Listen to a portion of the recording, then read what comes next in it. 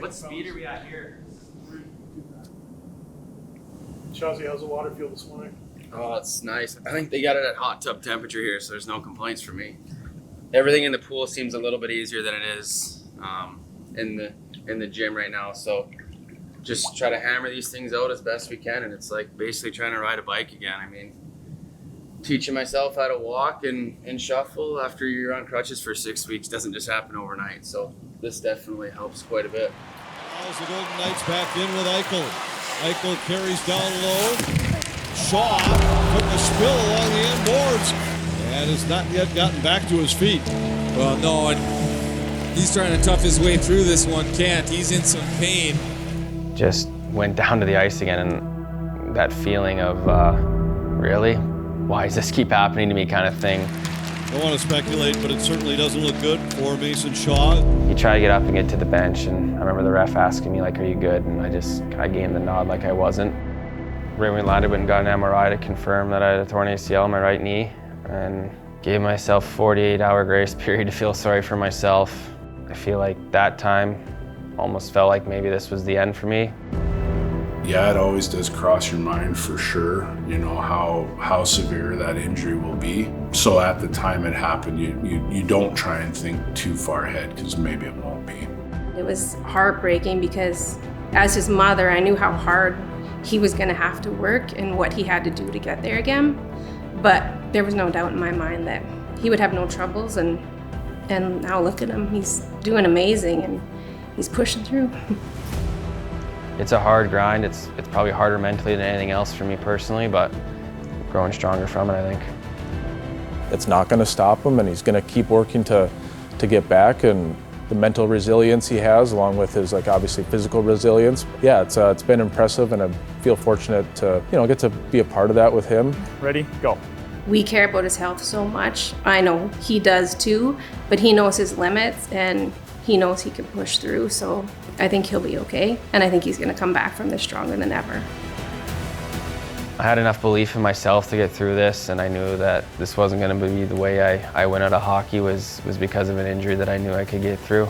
Sure, there was days that were brutal, or days that you wanted to quit, but in terms if I could come out of this and be the player I was, I think I can come out of this and be better than I've ever been before.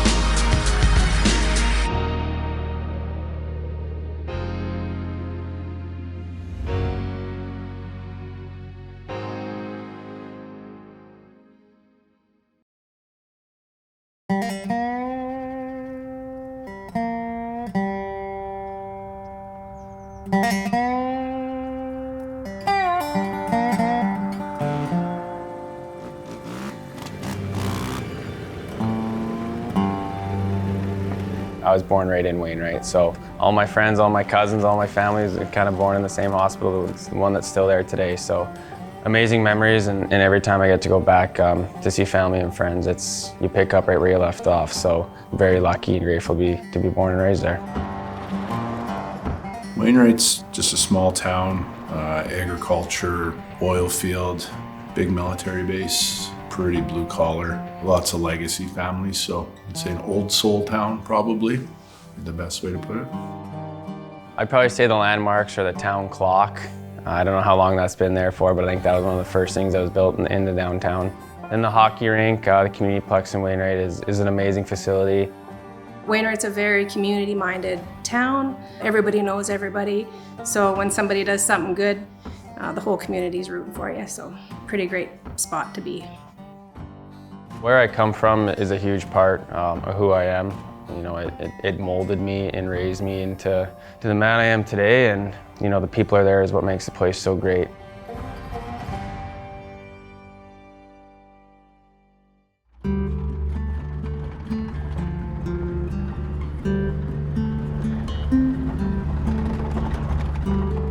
Yeah, so the farm is a cow-calf operation that was started with my great-grandpa, been passed down through generations. Cows and hockey were my first love, and to this day, they're still up there. So I love every minute I get to spend out there, and it's a lot of hard work, and not always the most glorifying jobs being done out there, but anytime, I get back there, I absolutely love being out there.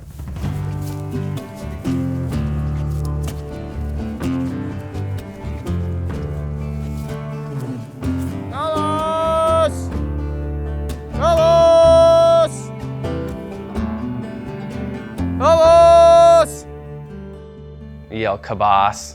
It kind of sounds like "come boss," but "Kabas, kabas" is what we yell, and most times it works pretty well. They come running to the pail because they know usually that means food. So when they don't come to that involves horses or dirt bikes to chase them in. So when they come to their call, we try to train them from a young age to do that, and it works out pretty well. Kabas, kabas.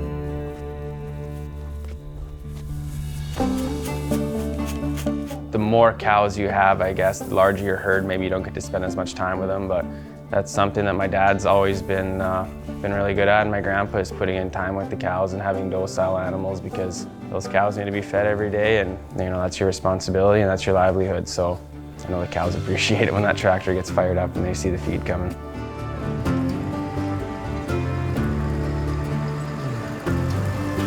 When he was just a little guy, he'd ride around in the tractor with my dad, and he just loved it. He's good at it. He's just a natural. We always joke and we call him the cow whisperer because he's good with them and loves the work. And I know if hockey hadn't been a career for him, then definitely something in agriculture is what he wanted to do.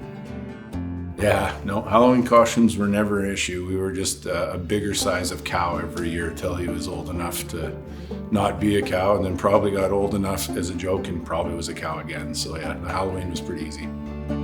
Kabas! Kabas!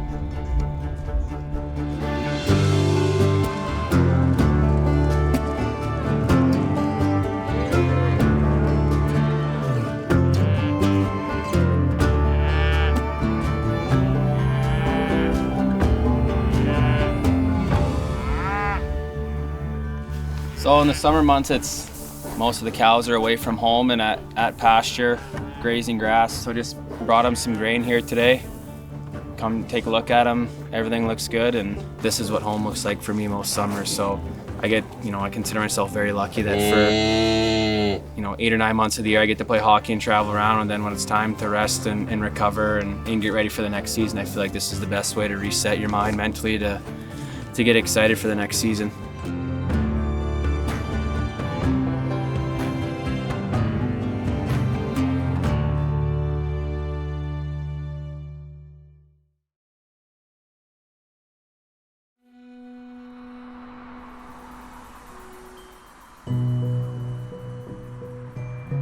We're at Tree Orthopedics. We're at my surgery done. I'm meeting with physiotherapist Chad. Haven't seen him for a little bit, so it'll be good to check in and do some tests on how the knee and see where it's at. And then meeting with the doctors who did my surgery and hopefully get some good news to start skating.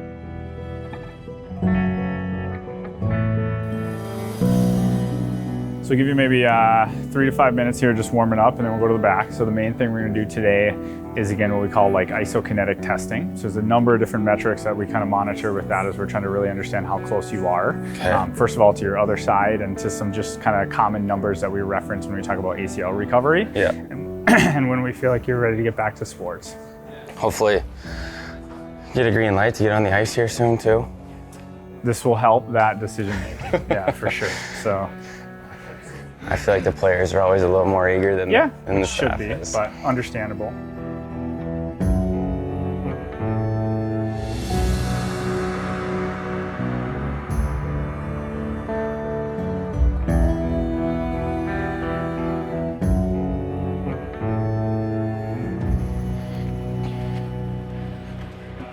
I feel like this chair belongs in a rocket ship or something.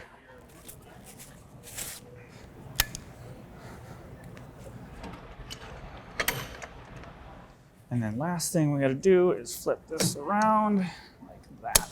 That's called a HUMAC norm isokinetic machine. So it's a really fancy computer system that basically allows us to get extremely accurate numbers on strength testing. So in Mason's case, we were testing primarily his quad and his hamstring. We both did isometric testing, which is basically keeping the foot in one spot. And we also did isokinetic, where he was moving through a full range of motion. All right, 3, 2, 1, go.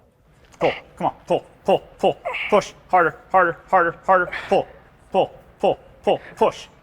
Good. Traditionally, we'll do it anywhere from 3 to 4 months to begin in his case, and then we'll do it all the way through his recovery process. So realistically, we're doing that all the way up until 9, 10, 12 months out from surgery, as we're trying to see those metrics really normalize to his other side, and again, normalize to body weight and some other numbers that we know are really important with his recovery.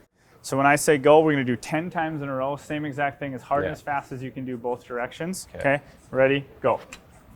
Come on, all the way, all the way, all the way, push, pull, push, pull, push, pull, push, pull, all the way, come on, harder, harder, harder, harder, harder.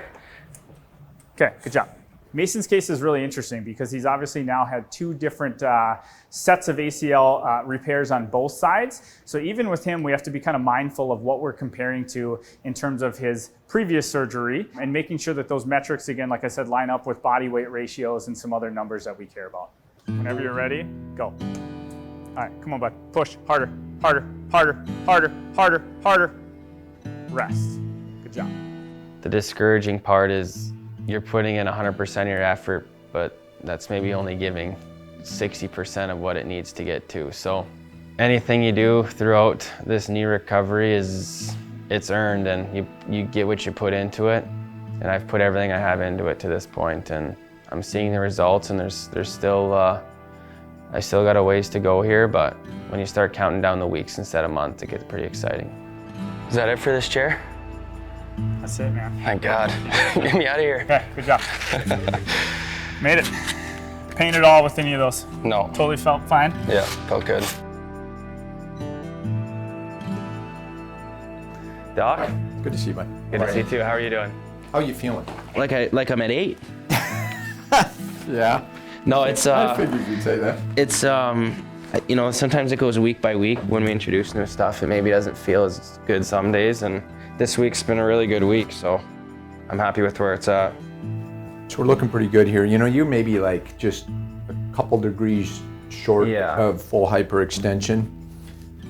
I think that's, if I was to, you know, say one thing, I think the extension is one thing that you'd like to see maybe be a little bit better, but that's, once again, takes time.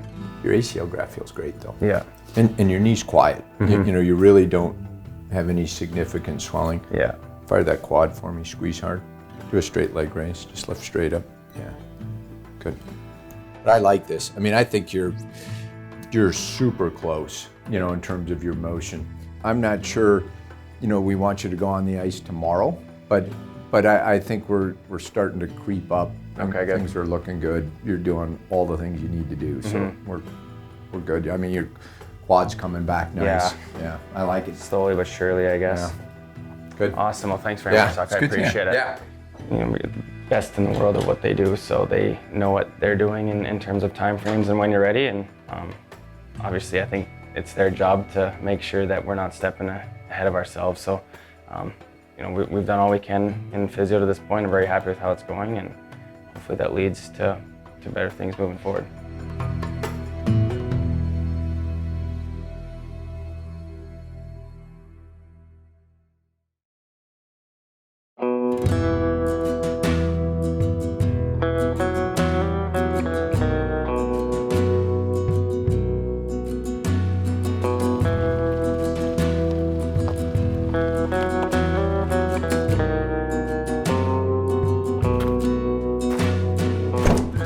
Here at the PMM, the hockey rink in Wainwright. We're gonna go for a skate today, so it'll be fun. This is my first time skating in Wainwright since last year, and coming off the injury, this is only skate number 5 for me, so it'd be nice to get back out there, see some of the guys I haven't seen in a long time, and this is kind of where it all started for me, playing hockey. So, and then this bench here, it's outside the rink. It's a memorial for, it says in memory of Delmer Fletcher. That's my grandpa who passed away in 2016, and I don't think there was anyone that spent more time at the rink watching their grandkids play than my grandpa Delmer did. So I'm very appreciative of this and try to spend some time on this bench when I'm home for the summer, because it's something that is obviously very close to me.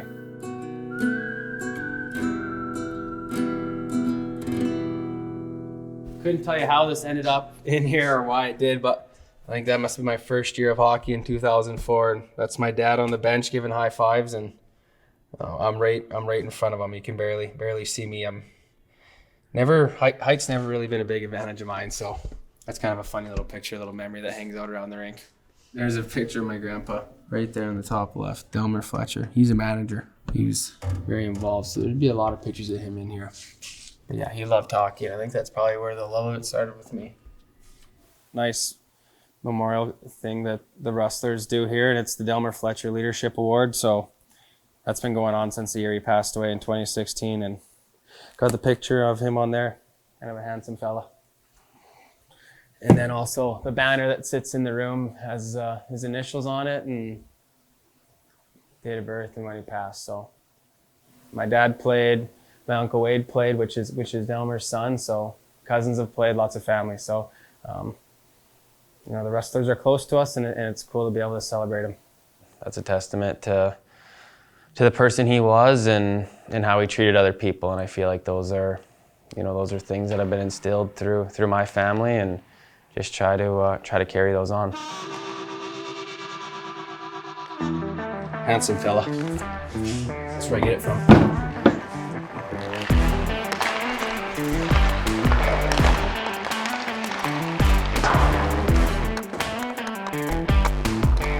The nice thing about being as small as it is in Wainwright is I can usually call up Murray or Bonnie at the rink, and if I need 45 minutes of ice, they have no problem, and they're more than willing to help out. It felt good. Obviously, it was kind of my first few times on the ice, so definitely was a little bit rusty and taking it, pretty slow, but just being back in that environment where you grew up playing hockey is a really cool feeling.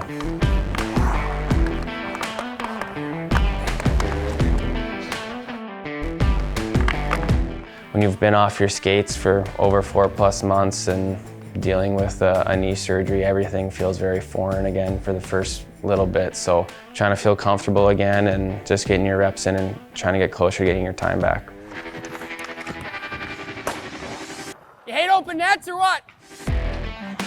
He comes to work out in the morning, comes on the rink, he puts his 3 or 4 hours of work in a day, and then he has to go out to that farm. He loves being out there. You always have a guy to go for a coffee with, or go out for dinner with, or go out with, or do something outside the rink with. But at the rink, you know that you're gonna get his best every day.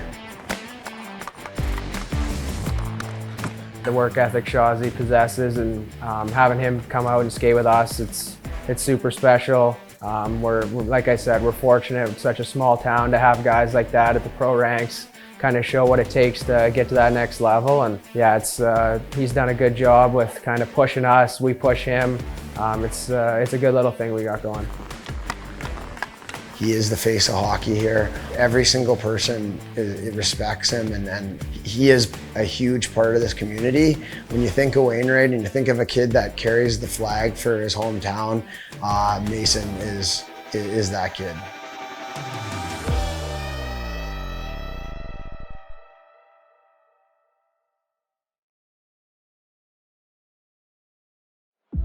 Welcome back to Chicago, the Wild and the Blackhawks, when we are set for the opening faceoff. Little chip and chase off the right wing side. Dewar jammed on the brakes, found a man open in the slot. Steele curved it in front, they score! It's the first NHL goal for Mason Shaw, and he's given the Wild a 2-1 lead. So I remember there wasn't a whole bunch of sleep that day, but once the game started, it almost felt calm. I expected to be a lot more nervous on the ice, and thankfully I wasn't. I think one thing that was really cool about it was Connor was involved in the play, and just coming up through Iowa together, kind of a guy that's been right by your side throughout your pro career and one of your best friends, to be involved in the goal and getting the assist, and the first one there to give you a hug after was an incredible feeling. And then just for myself, just pure excitement, and that's probably as big as a smile as you'll ever see on my face playing hockey. Almost the month of October, November seems like a big blur to me, and definitely a conversation I'll never forget having was with Billy in Seattle. He told me he was sending me back to Iowa to grab my and find a place up here, and that was definitely a memory of my hockey career I'll never forget. We met with Mason after the game in Seattle, and that's when he told us that he got told to get a place to stay. So yeah, it's incredible, and I'm just so excited for him to see his dream become a reality. A moment you dream about your whole life, and you always wonder, you know, after all the adversity and things you go through, if you're ever gonna get to that point. So for it to finally come true for me was a day that I'll never forget. Dewar moving in, center, Shaw scores! I think at that point in my career, I'd taken a step mentally, physically, and I knew that I was ready for this level. Sometimes you just have to wait for your opportunity, and you never know how that's gonna come, and make the most of it when you do. The Wild own it again, and they score! Mason Shaw tucked it in! I'd finally got my feet, you know, wet in this league and found my role and found my spot, and just having that all uprooted due to another injury was very disappointing. But just knowing what I've got through to this point, I knew that that wasn't going to be the reason that my hockey career was over. How we doing, Minnesota?